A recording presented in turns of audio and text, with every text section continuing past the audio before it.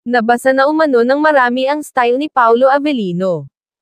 Ayon sa netizens ay walang duda na may hatid na kilig talaga, lalo na sa mga fan ng current ka-love team niya. Kaya daw nasabing current, dahil ganoon din halos nagsimula sina Paolo at Janine Gutierrez noong una silang magtambol sa ABS-CBN.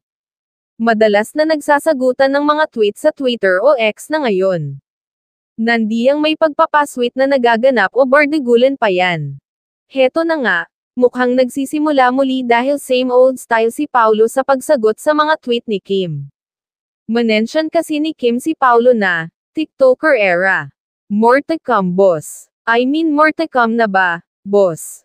I-boss, ang tawag ni Kim dahil sa role nila sa bagong serye na What's Wrong with Secretary Kim.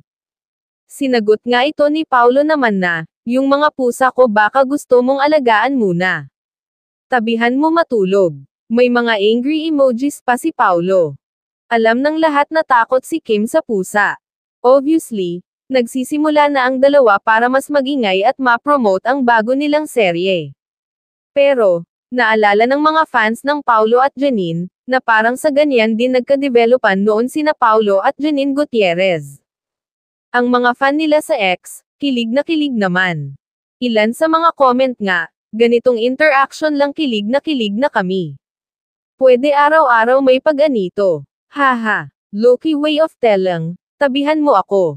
Nakamamatay ba ang kilig? Since takot si Kim sa pusa, yung puso mo na lang daw po ipaalaga, for sure iingatan niya yan ng matagal.